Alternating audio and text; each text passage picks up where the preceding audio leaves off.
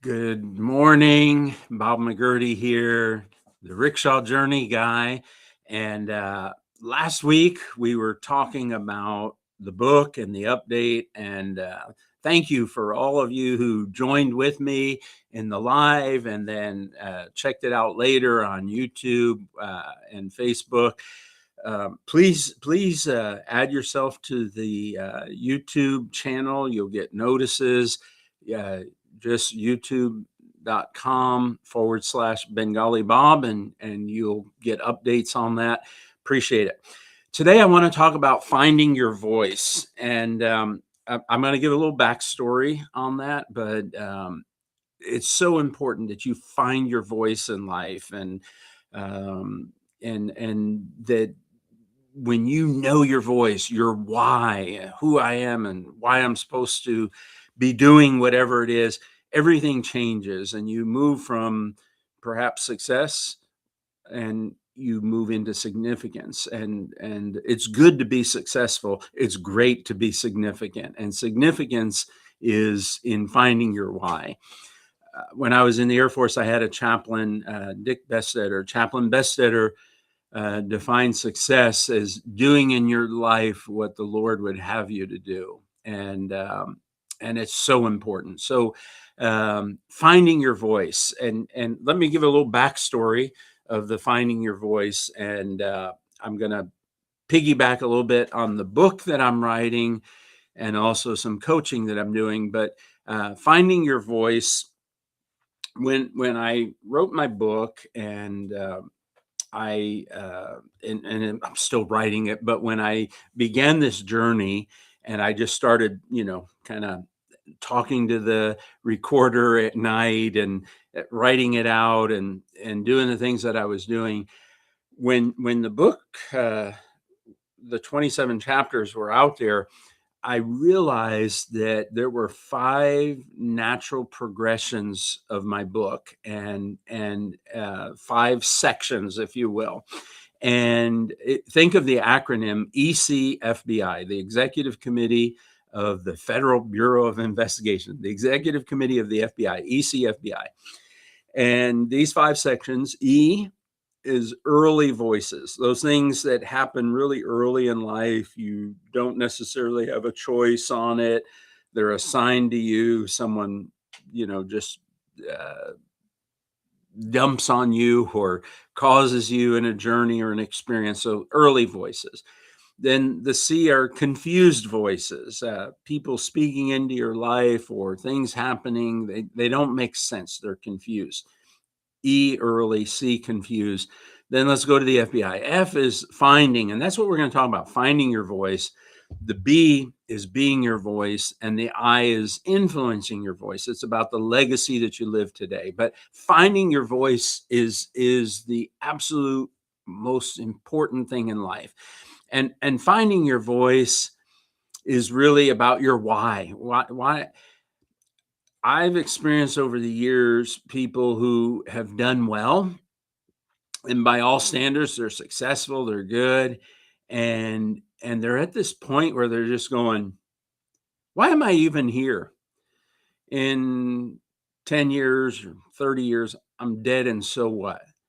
And those are people who haven't found their voice, their why. Every person in the world has a why. And the first half of our life we spend trying to find it, and hopefully we find it, and then we be it and we influence it. But finding your voice is so important. It makes up so much of us.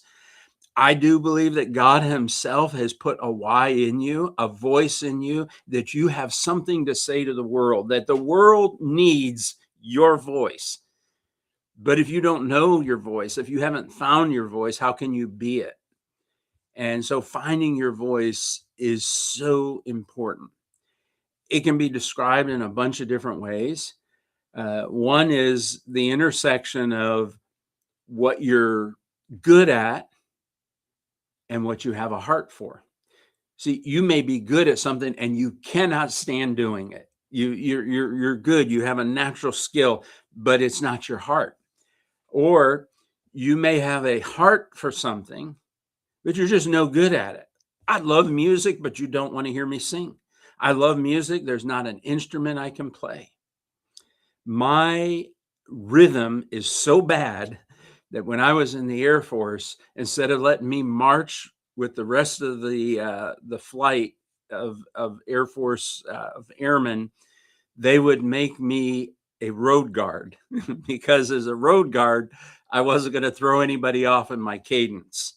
I mean, I still have that road guard rhythm in my head. Road guards in and road guards out, road guards running all about. If I had a face like you, I could stop the traffic to sound off. I may have a heart for music and rhythm, and I can appreciate it, but I can't sing it. I don't have a cadence.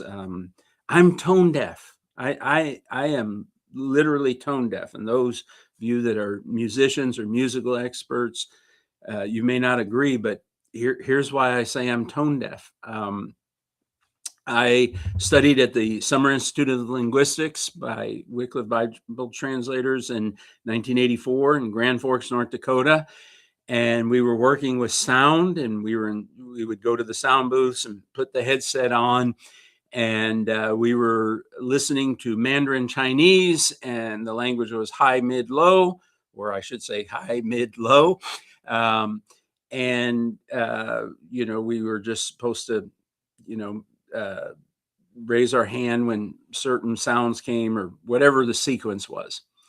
So about 10 minutes into it, the observer came and said, "Bob, I need to change out your headset. This one's broken." So changed out the headset, came back a few minutes later, goes, "Let's move you over to this station." And again, the same thing happened. And he said to me, he said, "We say that there's no such thing as tone deaf, but I think in your case, I'll make an exception. Um, my heart is with language and tone, but my head's not." You have to find your voice in life. You have to find your why. And the interesting thing about the book journey is when the book naturally segmented into EC, FBI, early voices, confused voices, finding your voice, being your voice, and influencing your voice.